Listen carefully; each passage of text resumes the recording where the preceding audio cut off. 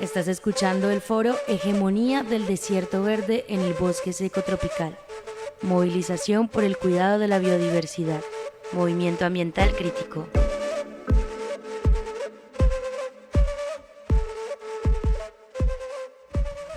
Muy buenos días a todas y todos.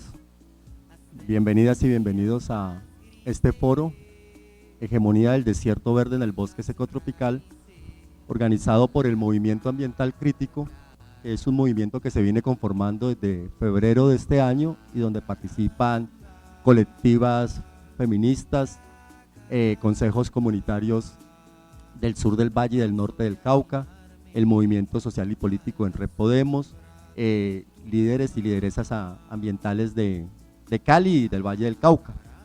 Lo hemos llamado movimiento porque estamos trabajando en aras de crear una movilización social y comunitaria, ambiental porque nos comprendemos que el ser humano hace parte del ambiente, y crítico porque negamos esos patrones que han venido construyendo esta realidad que nos tienen al punto del colapso en el planeta.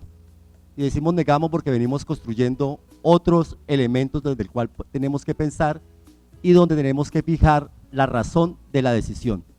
Ahí es fundamental encontrar que lo que estamos buscando desde el movimiento ambiental es lo que llamarían los académicos la razón de verdad, y nosotros lo llamamos la razón de decisión, que es el punto en el cual tenemos que enfocar a la hora de tomar cualquier decisión, por pequeña, mediana o grande que sea.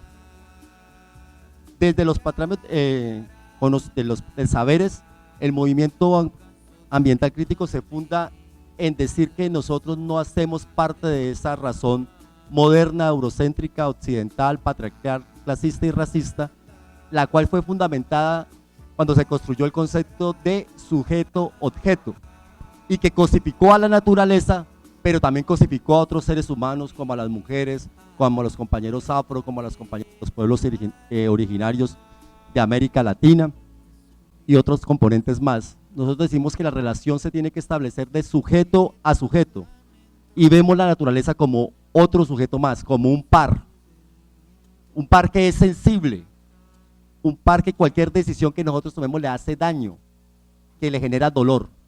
Pero también entendemos que al generarle dolor a la naturaleza nos generamos dolor a nosotros mismos, porque si comprendemos de que los seres humanos solamente somos un componente más dentro de la naturaleza y que queremos establecer relaciones sujeto-sujeto, pues entendemos que cualquier daño que le hagamos a la naturaleza nos la estamos haciendo nosotros mismos.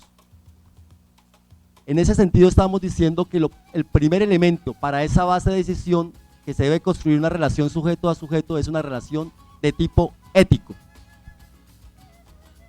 y que esa domina cualquier otro elemento de relación. La ética debe estar por encima de una relación económica o de una relación política o de una relación social.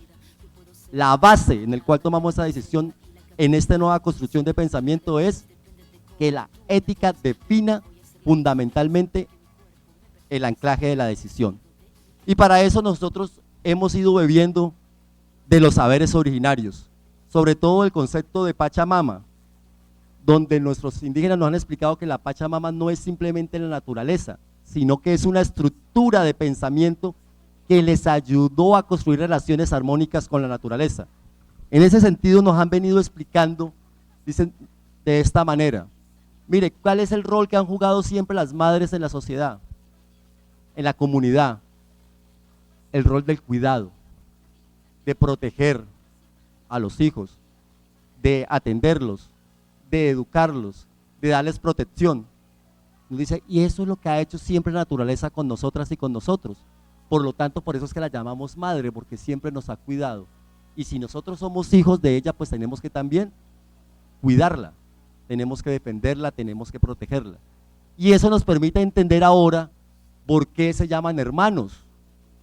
Y por qué le dicen no solamente a los seres humanos hermanos, sino también a los animales y a las plantas. Porque si todos provenimos de la misma madre, pues nuestra relación filial con los demás seres vivos debe ser de hermandad. Y eso nos construye toda una relación filial en el cual construimos una familiaridad con los seres vivos humanos y los seres vivos no humanos. De ahí la imposibilidad de hacer daño. Nosotros no queremos hacerle daño a nuestra madre, no queremos hacerle daño a nuestros hermanos. Y entendemos que en esa relación y en esas interacciones que vamos construyendo, pues tenemos que tener la capacidad de brindarle todas las posibilidades a la naturaleza para que se siga produciendo y reproduciendo. Porque además así es como se ha originado la vida. Cuando miramos el bosque o miramos los árboles, hemos encontrado que ahí está no la naturaleza del poder, sino el poder de la naturaleza. Un árbol cuando entra en su etapa de inflorescencia, ustedes van a encontrar que son miles y miles de semillas las que se van a dar dentro del árbol. Muy pocas de ellas son para germinar, la gran mayoría son para brindarle alimentación a otros seres vivos. Y en ese proceso y en la integración de brindarle al otro, el otro realiza un proceso que le permite a muchas especies arbóreas pues generar el proceso que la traslade a otro lugar o que le quite cierta parte a la semilla para que la deje apta para que cuando llegue a la tierra se dé el proceso de germinación. Entonces ahí podemos encontrar que el verdadero poder, que cuando concedamos el poder, es el poder de brindarle la posibilidad de que los demás en abundancia puedan vivir, porque en ese vivir de nosotros hermanos, pues también hacemos nuestro proceso de producción y reproducción de la vida humana. Ese fundamentalmente es en el contexto en el cual nosotros estamos construyendo este movimiento ambiental crítico. A la par de eso hicimos un análisis de la COP16, de las metas globales de diversidad Kunming-Montreal, con sus 4 objetivos y sus 23 metas, pero hicimos una lectura desde el enfoque territorial. ¿Por qué? Porque Cali y el Valle del Cauca son los anfitriones de la COP16 y nos planteamos cómo aterrizar esas metas en nuestro territorio. Entonces la primera pregunta que nos hicimos es ¿dónde están nuestros cuerpos? Y como dirían las compañeras, nuestras cuerpas, pues están en el valle geográfico del río Cauca. Y ese valle geográfico del río Cauca pertenece a una zona de vida llamada bosque seco tropical. Y cuando fuimos a analizar la cobertura boscosa de esa zona de vida, encontramos que esa cobertura boscosa se había reducido al 97%. O sea que no solamente estaba degradado, sino que está al punto del exterminio. Y eso dentro del derecho penal en Colombia tiene nombre, eso se llama ecocidio. Durante las últimas 5 décadas, en Cali y en el Valle del Cauca se ha cometido un ecocidio frente al bosque seco tropical, en detrimento de esa cobertura vegetal, pero en beneficio de un tipo de producción agrícola que ha sido nefasta para el planeta, que es conocida como monocultivo. Y específicamente en nuestro Valle del Cauca, pues ese monocultivo se llama el monocultivo de la caña de azúcar. De ahí el concepto del foro de desierto verde, porque por donde vamos, ya sea que lo miremos vía terrestre o vía aérea, lo único que encontramos es un desierto verde. ¿Por qué se llama desierto verde? Es un concepto de la década del 60, no es un concepto nuevo, nace en Brasil. Se le llama desierto porque el desierto tiene la cualidad que no hay gran diversidad de vida. Son pocas las vidas que pueden dar en ese tipo de ecosistemas. Entonces, al ser un monocultivo que empieza a predominar todo el territorio, pues se convierte analógicamente en un desierto. Y verde, pues porque es el color de la caña. Frente a eso estamos diciendo que, tomando la meta número 2 del marco global de diversidad Kunming-Montreal, que dice que al menos el 30% de los territorios degradados al año 2030 deben ser recuperados, pero deben ser recuperados para lo que llaman los académicos bajo la modalidad de uso sostenible, no de restauración en el sentido de llevarlo a las áreas protegidas, sino de restauración para llevarlo a la dinámica de un uso sostenible. Es decir, donde un tipo de agricultura, un tipo de producción de alimentos se mantenga en armonía con la cobertura boscosa y con todas las formas de vida propia del bosque seco tropical. Entonces nosotros venimos planteando que si queremos cumplir esa meta y si de verdad el gobierno del cambio le quiere dejar al Valle del Cauca y al Cali algo por ser anfitrión de esta COP, es que se genere un proceso donde se empiece a restaurar ese 30% de las áreas que son de propiedad de los ingenios, de los 13 ingenios cañeros, y que se la entregue a las asociaciones, a los colectivos, a las colectivas que quieran trabajar y cuidar la tierra. Ahora ya no solamente la consigna que siempre tuvimos antes de que la tierra es para el que la trabaje, sino que hay que plantear que la tierra es para que la trabaje y la cuide. Y decimos que ese 30% que se pueda recuperar se debe dar a través de un proceso que se llama agroecología, policultivos, finca tradicional afrocolombiana, formas ancestrales de cultivos de los indígenas, como se quieran llamar, pero que fundamentalmente se debe trabajar bajo procesos de producción alimentaria de policultivos, no de rotación de monocultivos, y hay que hacer la diferencia, porque en un evento que estuve los cañeros estuvieron muy felices de que ellos estaban haciendo una labor ecológica, que ya no solamente sembraban caña, sino que entre los periodos sembraban también arroz. Yo les decía, eso es rotación de monocultivos, no hacemos absolutamente nada, cambiar un problema por otro. Nosotros decimos que en esta tierra fundamentalmente la producción tiene que estar basada en policultivos, y eso hay grandes experiencias a nivel ancestral, a nivel tradicional, a nivel académico, a nivel de nuevas investigaciones que nos pueden dotar de todas las capacidades para tener una producción en armonía con la naturaleza.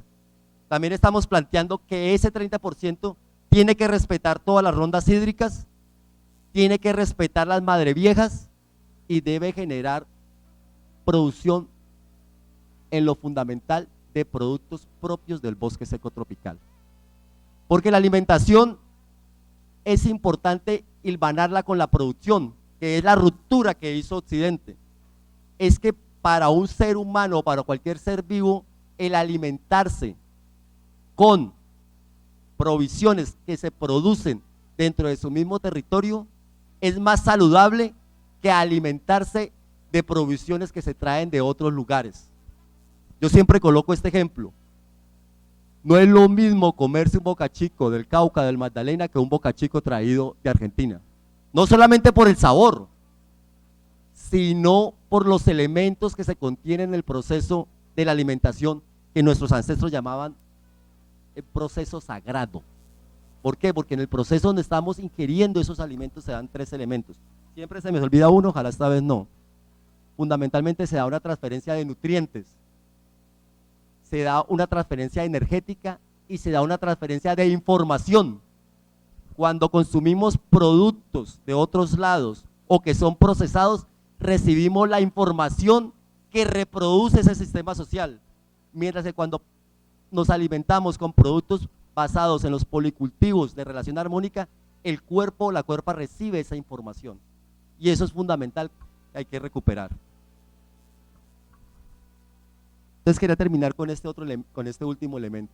Todo este movimiento ambiental crítico es un movimiento que nace aquí en el Valle Geográfico del río Cauca, pero que tiene una trascendencia nacional porque queremos lanzar una gran campaña nacional contra los monocultivos, pero queremos empezar en el Valle del Cauca tratando de recuperar ese 30% que se ha apoderado los 3 ingenios cañeros, y queremos que ustedes hoy conozcan desde elementos de testimonios de los pueblos que han trabajado por la justicia ambiental, académicos que se han esforzado desde la universidad pública para continuar brindándonos conocimiento y hilvanándolo con los saberes tradicionales, y con todas las personas que hoy vienen a acompañarnos. De parte del Movimiento Ambiental Crítico, muchas gracias por haber aceptado la invitación, y esperamos de que sigamos construyendo movimiento entre todas y todos. Estás escuchando el foro Hegemonía del Desierto Verde en el Bosque Seco Tropical. Movilización por el cuidado de la biodiversidad. Movimiento Ambiental Crítico. Agenda, luego de la presentación de Boris del Movimiento Ambiental Crítico, vamos a continuar con la charla introductoria que tenemos sobre el bosque seco tropical, donde nos va a acompañar el profesor Fernando Fernández, el profesor de la Universidad del Tolima, y nos va a estar acompañando en la relatoría de este ejercicio, nos va a estar acompañando la compañera Margarita Vargas, de la colectiva Guardia Feminista Comunitaria, digamos, para ahí recoger esos elementos. La dinámica un poco va a ser, pues vamos a hacer el ejercicio de presentación, y desarrollo del tema, y luego vamos a tener un tiempito para recoger preguntas sobre pues, lo que suscitó esta reflexión. Cuando me invitaron a participar de este evento, pues yo me puse a pensar, bueno, ¿y qué decimos para aportar al objetivo de este escenario? Porque por lo general uno como académico o que está allá en, yo siempre digo en la caverna, allá en la universidad, pues uno a veces se pone a hablar de lo que medio entiende de la naturaleza. Y pues lo que medio entiende uno cuando trabaja el tema de biodiversidad, que se volvió muy común, la sociedad va teniendo modas. Hoy uno dice biodiversidad y todo el mundo ya cree entender qué es biodiversidad. Dice ecología y todo el mundo cree entender qué es ecología.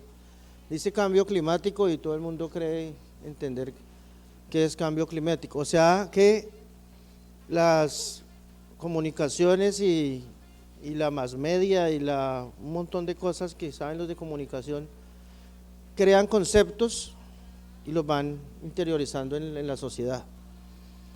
Entonces yo dije, no, pues para qué nos vamos a poner a hablar un poco de biodiversidad y de cuántas especies de mamíferos hay en el Valle Seco del río Cauca, cuántos árboles, cuántas especies, Entonces lo que yo pensé fue plantearme un objetivo que lo voy a poner acá.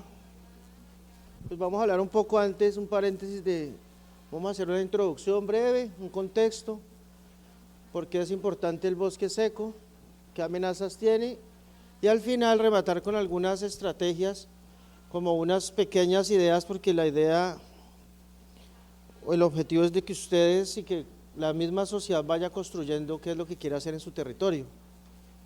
Pues uno puede tener ideas mágicas,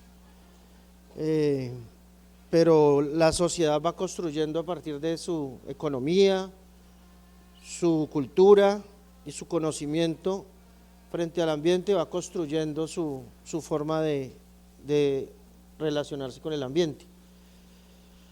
Entonces yo me planteé este objetivo y pues quiero que lo miremos y al final de la charla vemos si lo cumplimos y si no, pues qué podemos hacer para más adelante, y es generar una línea de trabajo en torno a la importancia del bosque seco tropical para su conservación y restauración en el Valle del Río Cauca, con énfasis en la jurisdicción del Valle del Río Cauca. ¿Por qué digo la jurisdicción? Porque estamos en un territorio político, aunque en ecología los territorios políticos no existen, son imaginarios del Homo sapiens. O sea, decir que aquí estoy en el Valle, que aquí estoy en el Cauca, son imaginarios, pero crean cultura, y eso va creando relación con el ambiente. Entonces la idea es dejar como una línea de trabajo o qué elementos de esta realidad hoy podemos utilizar para ese objetivo que nombró Boris, que es plantear, exigir o fomentar la posibilidad de restaurar cierto porcentaje del territorio del Valle Geográfico del Cauca, teniendo como concepto restaurar, no solo convertir en bosque las cosas o convertirla en un ecosistema natural, sino pensar en los servicios ecosistémicos que pueden haber desde diferentes alternativas. Por ejemplo, en el Plan Nacional de Restauración o en las convocatorias que ha hecho el Ministerio del Medio Ambiente que se llama Regalías para el Ambiente, hay 24 estrategias de restauración. O sea, el solo hecho de que ya una comunidad cultive una cosa diferente a lo que sea típico o a lo que nos implantaron en algún momento y aumente el trade-off de biodiversidad y producción, ya está haciendo restauración, porque está cambiando la matriz de un sitio.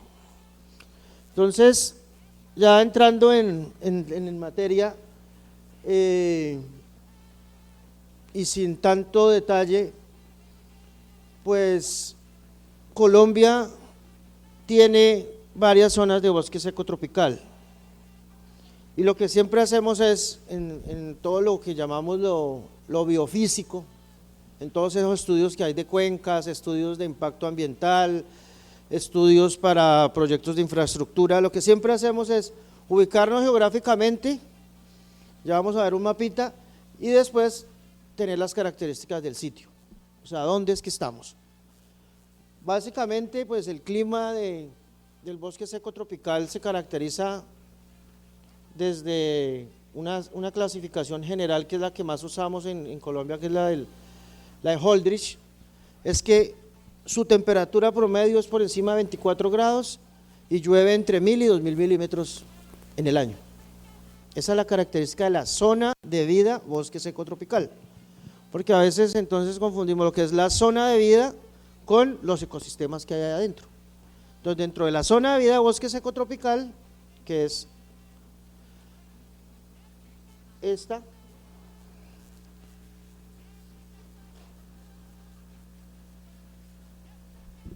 sí, esta, hay unas características del clima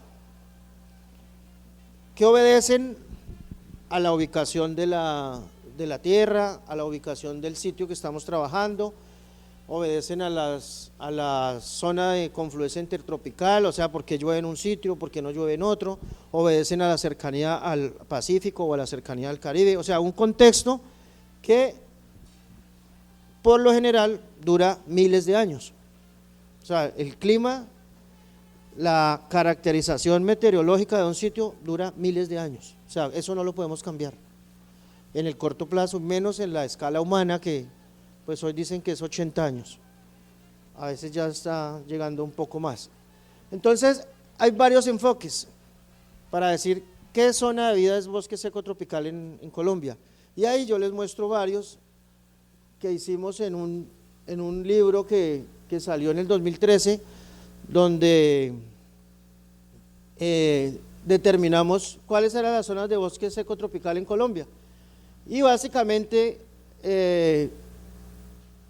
por lo general trabajamos con el mapita del centro. El mapita del centro nos muestra el enclave del Patía, que es el que está abajo, el número 9, el valle geográfico del Cauca, que es el que está más arribita, que va desde toda esa parte del valle del Cauca y después por el río, que el río Cauca tiende a encañonar de Colombia y hacia Antioquia, y la zona Caribe, los enclaves que hay en los Santanderes. Hay una discusión frente a lo que es la Orinoquía. Hubo un tiempo en que los académicos se peleaban de que eso no era bosque seco, que sí era bosque seco. Entonces se definió como, venía un concepto de la parte templada o la que está entre lo templado y lo tropical, se llama, me olvidó, subtropical, y es que es estacional. Entonces el bosque de la zona de la Orinoquía son bosques estacionales, o sea, allá hay dos periodos nomás de lluvia, uno de 6 meses y otro de 6 meses de sequía. Entonces se agarraron y duraron en eso, entonces en últimas lo hemos dejado ahí, pero hay algunos que no lo toman. Y después está la zona de donde yo vengo, que es el valle del río Magdalena, que el valle del río Magdalena, desde el Alto Magdalena, va hasta la parte del centro, donde hay una transición hacia los bosques húmedos del Magdalena Medio, y esos bosques húmedos en Colombia después se enlazan allá por la parte de la cordillera central y occidental con el Chocó biogeográfico, lo que se llama la zona de vida del Chocó biogeográfico del Tumbes Magdalena Medio. Entonces hay una… ¿Y por qué les cuento eso? Porque la idea es que hoy veamos la naturaleza no como que acá estamos en el bosque seco y acá estamos en el húmedo, sino que la naturaleza es un área de gradientes. Listo, que vamos ahorita a hablar un poco de ese tema. El Valle del Cauca o Cali es un gradiente hermoso, desde el bosque seco tropical hasta Farallones. O sea, tenemos todo ahí y eso está conectado. No es que el bosque seco esté en un lado y el bosque andino esté en otro lado, sino que es un gradiente. Y ahí, a medida que pasa el tiempo, hay unos procesos ecológicos y sociales. Entonces, ese concepto me gustaría que lo tengan en cuenta, y es cómo nosotros estamos en gradientes. ¿Qué balance salió de esa publicación para todas las Américas? La voy a leer y que también está en otra publicación que sacó el Instituto Humboldt en 2016 sobre el bosque seco tropical en Colombia. Y es que el bosque seco se encuentra en un estado crítico de fragmentación. ¿Qué es fragmentación? Es volver pedacitos el bosque, ahorita lo vamos a ver desde una imagen satelital. Y degradación en Colombia. Entonces, la fragmentación es un proceso en el que se parte. Eso es de ecología del paisaje. Y la degradación es un proceso en el que vemos bosque, pero ese bosque ya no tiene las propiedades que tenía antes, ya no tiene las especies que tenía antes. Entonces lo vemos verde, es un bosque, pero está degradado. Eso pasa en muchas partes del Pacífico colombiano, en el bosque húmedo tropical. Y en el bosque seco sí que es cierto, porque a veces vemos áreas de bosque, pero realmente no son ni tienen la estructura, la composición y la función que tenía hace 50 o más años. La mayoría de sus áreas están expuestas a presiones antropogénicas. Entonces, como la ganadería, la infraestructura y la agricultura. ¿Por qué? Por la fácil mecanización. Desde donde es fácil mecanizar, ¿qué es lo que ha hecho el Homo sapiens? Siempre ha buscado la forma de aprovechar eso más fácil. En otras partes, los hombres primitivos lo que hacían era quemar. Entonces quemaban, y ahí pues ¿qué pasa cuando queman? Pues los animales, los mamíferos y todos huyen, y ahí podemos entrar a cazar. Eso era lo que pasaba. La pregunta es si nuestros ancestros acá lo hacían o no. No se ha estudiado mucho palimnología, paleobotánica, pero se asume que en ciertas partes sí pasaba eso. Bueno, y acá tengo una imagen de una aplicación que para los curiosos y también de pronto si hay estudiantes la miren, se llama el Global Forest Watch, que es una aplicación de la Universidad de Maryland en la que podemos detectar en tiempo real lo que está pasando en nuestro territorio. Entonces uno le puede dar, por ejemplo, ahí yo le di el marco del departamento del Valle del Cauca, y ustedes pueden ver sencillamente todo lo verdecito es donde hay mosaicos de bosques con otras cosas o bosques en su mayoría, ¿no? Entonces ahí vemos para el valle todo lo que es después de que cruzamos la cordillera occidental, pues todo eso es Buenaventura, ¿cierto? ¿Qué es allá? Verde, bosque, húmedo, el bosque y la zona de Colombia más resiliente de Colombia. Me gusta mucho trabajar por allá. Y después empezamos a ver la cordillera occidental, cómo empieza a secarse la cuestión. ¿Por qué se seca? Pues porque las lluvias llegan hasta cierto punto y cuando uno viene cruzando pasa de Lobo Guerrero para Dagua, por ejemplo, ve que todo está un poquito seco en el enclave seco de Dagua, y después sube a la montaña, ahí se descargan un poco de lluvias, pero después cuando uno va bajando el Terrón o después cuando uno va entrando por Buenaventura, Viges, de Restrepo, para acá, para Buga, todo ya está seco, ¿cierto? Cambia el clima, cambia la vegetación. Pero aparte de eso se ve blanco porque es un territorio modificado, o sea, eso ya no clasifica como un ecosistema, es un agroecosistema. La leyenda de Colombia lo llama agroecosistema. Ahí viene otro debate, si existe un agroecosistema o no, eso ya se va mirando. Y muy pocos pedacitos verdecitos, ¿cierto? Entonces quiere decir que eso ya no es lo que era antes. Y las cifras que salen ahí de deforestación son cifras para todo el valle, que básicamente donde hay cambio de cobertura se da en el bosque húmedo, porque acá ya no hay que quitar. Ya definitivamente el que quite un pedazo de monte, rastrojo, bosque secundario en el valle, propiamente en la zona plana, pues eso sí ya es como raro, aunque pasa. Una publicación específica del valle fue un especial que sacó la revista Biota en 2016, en el que el profesor William Vargas, que él vive acá en el valle, es uno de los líderes a nivel nacional en restauración ecológica, hizo una breve introducción en su artículo, porque su artículo habla de flora. O sea, si ustedes quieren saber cómo está la flora del valle, les puedo pasar ese artículo, lo buscan, Revista Biota Colombiana, edición especial del bosque seco, y ahí está. Pero de ahí extraje estos 3 párrafos, y es que prácticamente esto se ha venido modificando desde el siglo XVI, ¿listo? ¿Por qué les digo yo eso? Porque el contexto histórico es muy importante.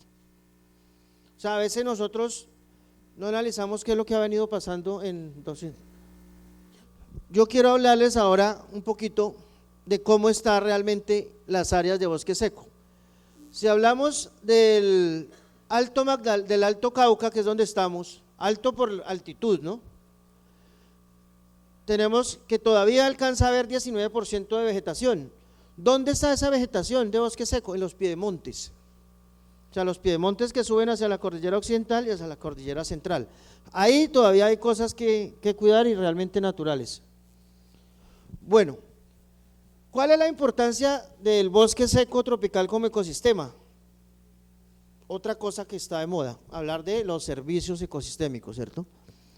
Hay quienes no les gusta ese enfoque de hablar de servicios ecosistémicos, porque cuando hablamos algo de servicio, no sé qué adjetivo usar, ¿qué? Eso, se empieza como a poner costo y precio, y entonces el servicio entonces ya tiene cómo comprarse, cómo adquirirse, y eso pues es una discusión grande que hay a nivel de las personas que trabajan en esto. Pero básicamente en biodiversidad tenemos muchas especies endémicas y diversidad importante de flora y fauna. Entonces, el artículo anterior les dije, ahí está un montón de información. En servicios ecosistémicos tenemos uno que es muy importante, que es la regulación hídrica y la regulación climática. Y en servicios ecosistémicos culturales, pues ya ustedes hablaron un poco de eso, y es cómo las comunidades y en general quienes habitan las áreas de bosque seco tienen relación con ellos. Hay muchos más, podemos hacer un listado, hay estudios sobre eso, por ejemplo, la energía. Todavía en Colombia el 55-60% de las comunidades cocinan con leña. Eso no es un secreto. Seguimos utilizando el bosque para cocinar con leña. ¿Por qué? Porque no hay más para poder acceder a los alimentos. Ahí tenemos 2 paisajes. Esto es acá cerca de Cali, acá está Yumbo, y ustedes pueden ver esta matriz y la ven que estas son carreteras y ahí no hay arbolitos. Pero en la de allá, que es en una de las zonas, tengo listados lo que dicen en un artículo sobre la fragmentación del bosque del valle, los pedacitos de realmente lo que es bosque que queda en el valle, y ahí hay uno, el timber, que es importante de ver ahí, y es que está a la orilla del río. Si miramos hacia atrás, el río Cauca lo que era una gran zona de inundación y con matas viejas. Entonces eso era lo que había, y después habían algunas sabanas naturales o pastizales naturales con árboles aislados. Eso era lo que había hablamos de 200 años. ¿Por qué les digo esta parte? Porque en los objetivos de restauración no es solamente pensar de que esto lo vamos a convertir en bosque, porque la sociedad necesita una producción, porque la sociedad tiene una organización, ¿cierto? Pero una de las partes importantes es cómo poder, y además también tiene que ver con riesgo, de empezar a recuperar esas matas viejas. Ya vamos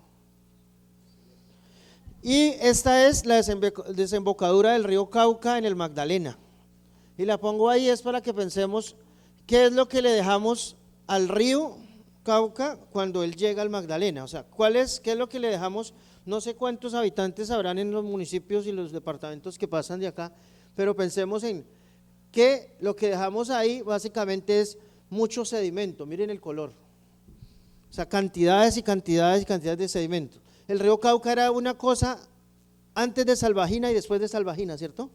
Hay un dicho inclusive que cuando pasan cosas o algo, hay una alteración o algo, dicen ¿cómo irá el Cauca?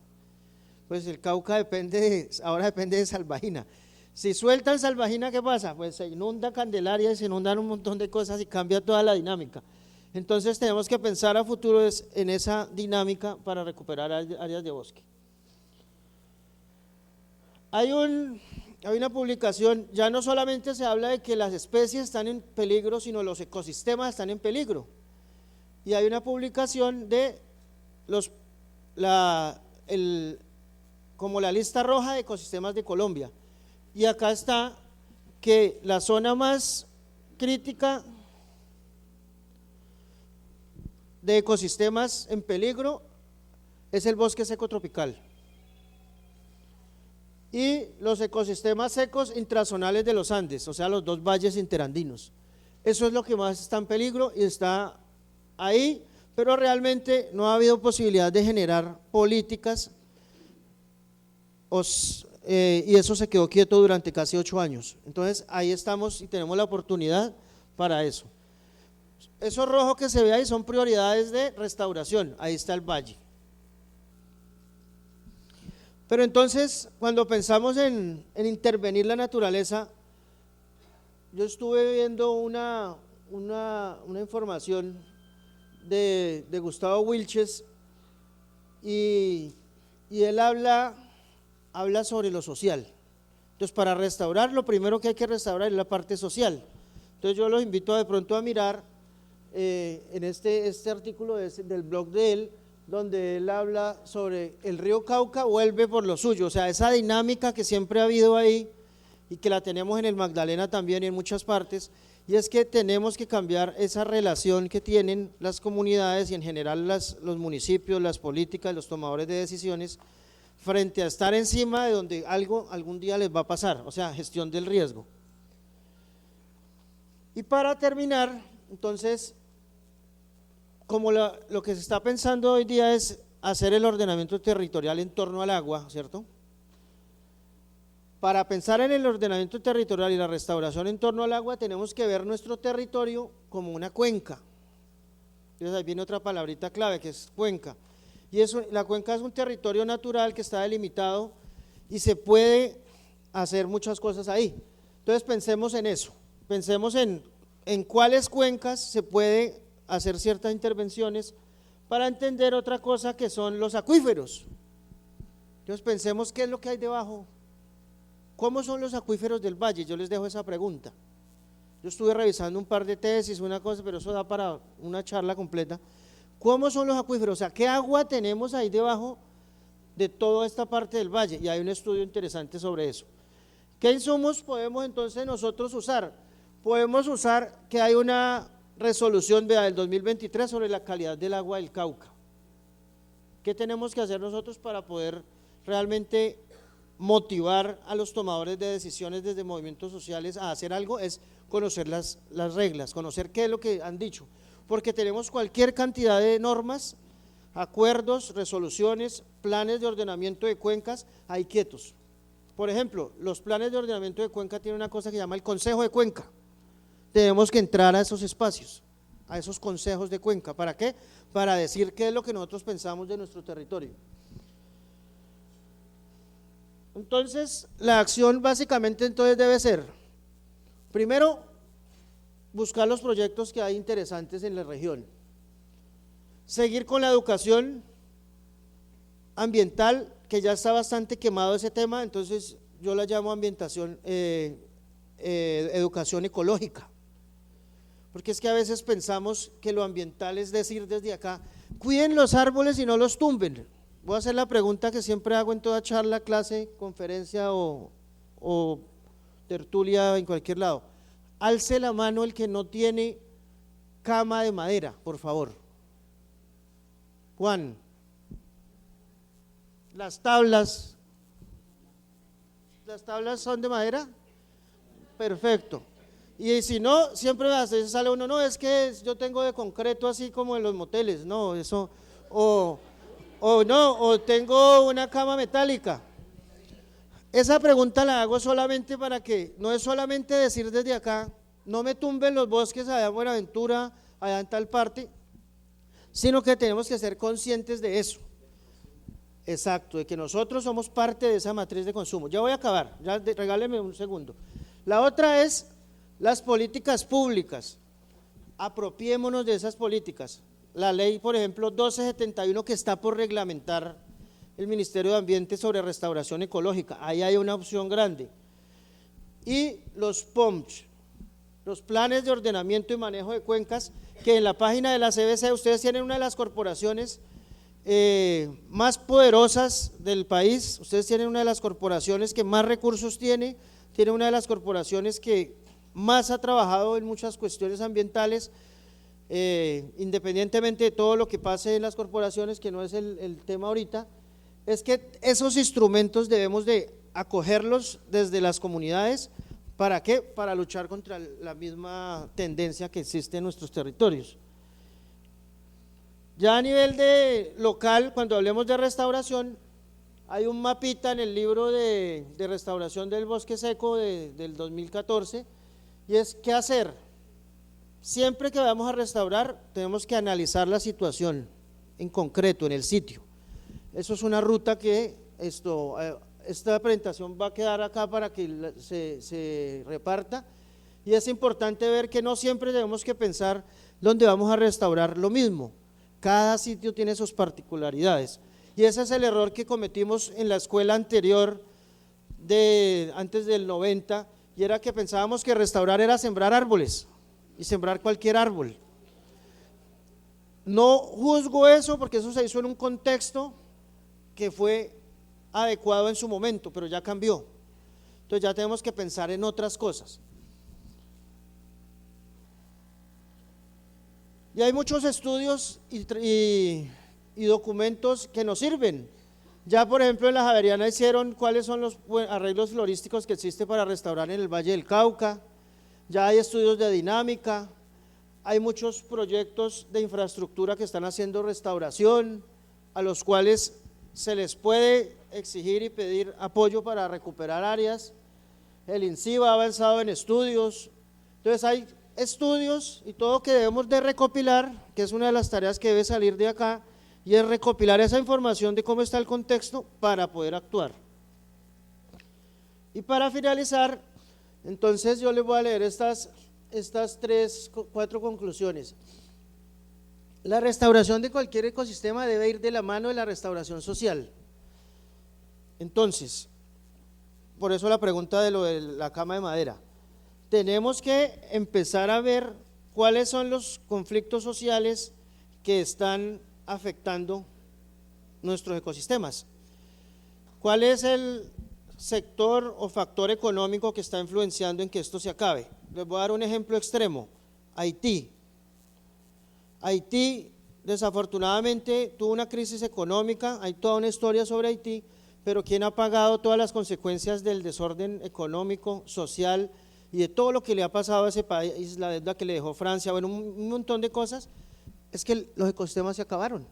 Entonces ustedes ven una foto satelital de la frontera entre Haití y Dominicana y ven qué es lo que ha pasado cuando hay desorden social. Entonces lo primero que hay es eso, y desafortunadamente nosotros en Colombia todavía tenemos bastante por solucionar socialmente. Un ejemplo de eso es el Pacto por la Mata Atlántica en Brasil. Yo conocí esa iniciativa y es muy interesante, pues es una palabra de moda últimamente en estos 2 años en Colombia, ¿cierto? El pacto de tal cosa, el pacto de tal cosa. Entonces, aunque suene repetitivo, allá en Brasil hicieron el Pacto por la Mata Atlántica, que es como un bosque andino, una cordillera que pasa por Brasil, y a partir de eso empezaron a generar estrategias y empezaron a buscar dinero, porque eso es lo otro, dinero. Para recuperar y para hacer cosas se necesita dinero, y empezaron a hacer ese pacto. Lo otro que yo recomiendo es hacer un análisis jurídico, político, económico de los instrumentos de planificación que tenemos. Entonces hay que hacer una revisión juiciosa de cómo esos instrumentos de planificación, como los POMCH, nos pueden servir para apropiarnos y exigir y pedir ciertas cosas. Una vez en una charla sobre restauración ecológica me dijeron, bueno, ¿y qué vamos a hacer? Es muy fácil. Si quisiéramos restaurar en Colombia es cumplir la ley. La ley dice que 30 metros al lado y lado de cada cauce no debe haber sino vegetación, ronda hídrica, ya. Cúmplase esa ley, pero dígame cómo hacemos para sacar mucha gente que está ahí, o cómo hacemos para quitar cultivos de los propietarios que ya tienen escrituras que están ahí. Es un conflicto social, pero si quisiéramos es solamente eso, aplicar esa ley y ya, como fuera. dictatorialmente podría ser. Bueno, Cauca y Pance son sujetos de derechos. Analizar eso. ¿Qué es que hayan declarado el río Cauca y el Pance en el valle como sujetos de derechos? Eso tiene unas implicaciones jurídicas y socioeconómicas. Entonces, analizar esas implicaciones, ¿para qué? Para buscar nuestros objetivos, que es recuperar áreas de bosque. Y finalmente, en la COP16, ¿qué se va a discutir en torno a eso? Yo soy muy pesimista de las COPs. Tuve la oportunidad de estar de ladito en una, y lo que pasa allá es lo siguiente. En estos auditorios, supongamos, se reúnen los científicos, ¿cierto? Entonces están todos los científicos ahí discutiendo que es que el cambio climático y que la biodiversidad, que la extinción se va a acabar, y sacan una declaración y dicen esto es lo que hay que hacer. Y en el otro lado del sitio de la COP, no sé cómo será de pronto acá, de pronto unos estén en el Intercontinental y otros estén en no sé dónde, están los políticos. Y los políticos se reúnen, no hacen nada y salen a su país a hacer lo contrario de lo que dicen los científicos. O sea, hacer lo mismo, el mismo modelo, las mismas cosas, la misma extracción, las mismas cosas. Entonces, esperemos que esta COP de pronto tenga un poquito más esa interacción entre lo que se llama la ciencia y la toma de decisiones, que es lo que se puede ir haciendo también en los territorios con los instrumentos de… Yo dejo ahí, es mucho tema, muchas cosas para hablar, y pues no sé si habrán preguntas o cositas para…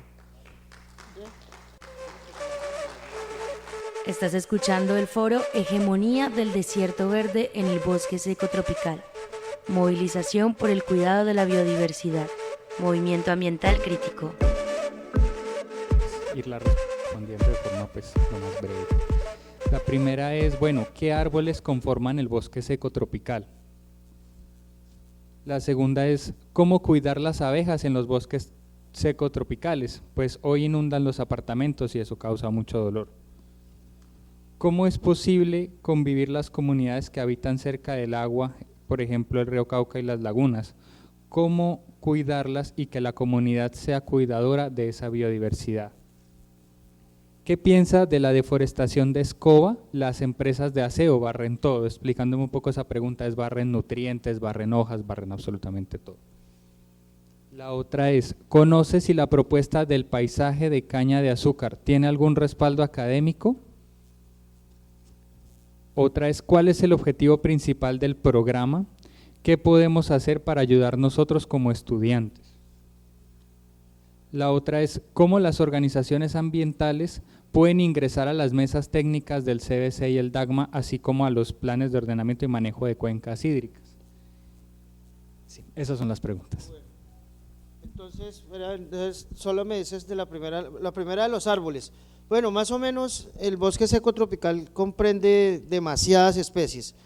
El valle, por ejemplo, le ha dado mucha prioridad a lo que son las ceibas, los amanes, y hay un árbol muy importante que es el que está en las Matas Viejas, que en el valle, no me acuerdo cómo es que le dicen, es Eritrina fusca. Nosotros en el centro por ahí le decimos cachimbo o písamo o búcaro también, y es el que está ahí en las Matas Viejas. Exacto. ¿Cómo? Chamburo.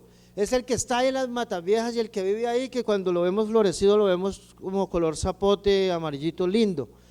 Ese es muy importante, pero la diversidad es amplia.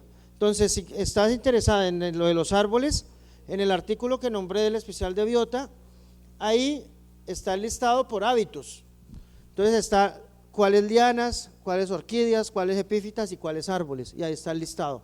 Ese listado es muy, muy bonito. ¿Y cuál sería? Dime tú una palabrita. Lo de las abejas. Lo de las abejas es un tema bien interesante. Uno de los servicios más importantes que tienen los bosques es el servicio de polinización. No sé quién le dijo a las abejitas que se juntaran con los árboles y que de unas llevaran polen de una a las otras. No sé quién se los diría o cómo fue que se dio eso. Pero las abejas tienen un papel muy importante en la alimentación, demasiado. Como nosotros hemos creado la ciudad y ya se llama ecosistema urbano, que es otra discusión que hay por ahí, que tuve yo en algún momento que estuve por acá en el Valle trabajando con la Autónoma en la parte de los árboles urbanos. Entonces lo de las abejitas sí, eso es algo con lo que hay que convivir, hay que tener mucho cuidado, porque ya, ¿cuál es el problema con las abejas? Es que se trajo una especie que no es de acá, el Apis mellifera, que es lo que llamamos la abeja africana, africanizada, y ella pues es muy dominante, muy agresiva y de vez en cuando se mueve, pero hay mucho control. Eso toca o sea, para las cosas puntuales es con los bomberos, pero en general siempre entre más verde haya en las ciudades, más ellas van a estar allá en lo verde y no van a venir a nuestro espacio.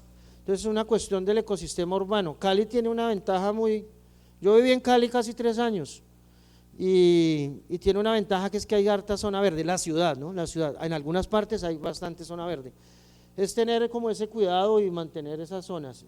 Dame palabrita, dime nomás. Convivencia de las comunidades con el agua. Bueno, lo de la convivencia de las comunidades con el agua, eso es algo demasiado importante.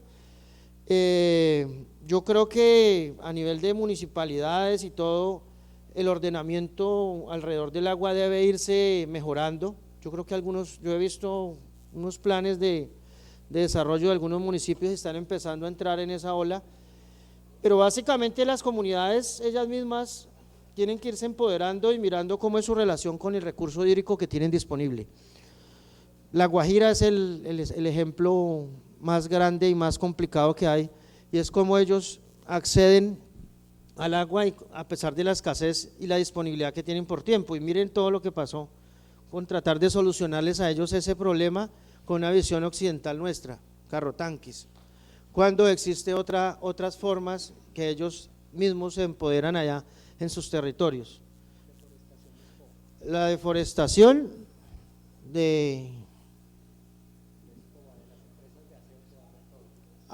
ya, eso es sobre la silvicultura urbana de Cali. No, cuando estamos ya los homo sapiens en un sitio acumulados y organizados, simplemente hay políticas de poder convivir con el entorno verde, eso se llama silvicultura urbana.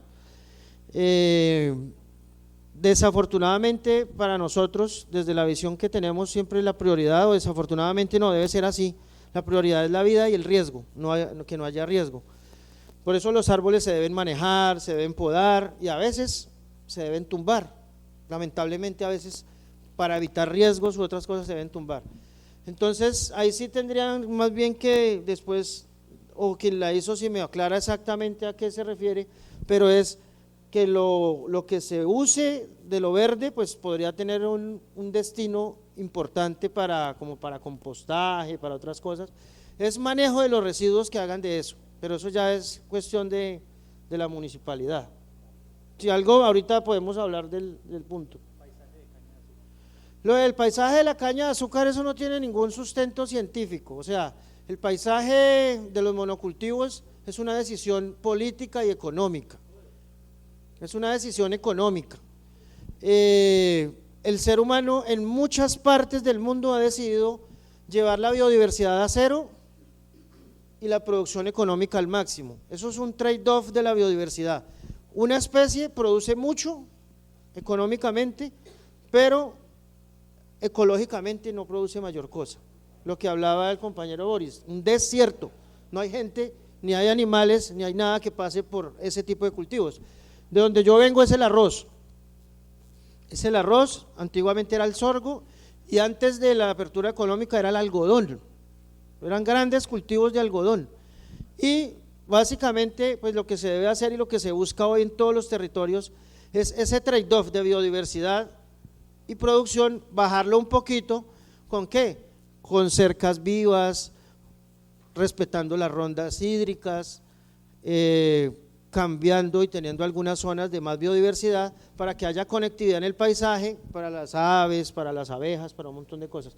Pero no, eso es revolución verde, simplemente el modelo económico en el que estamos, es máxima ganancia con la menor inversión, ¿cierto? Eso es, Y eso es a lo que obedecen todos nuestros cultivos. Los llanos, por ejemplo, los llanos están llenos de eso. Y en muchas partes ya no están dejando casi bosque ripario para que se recupere. ¿Y listo?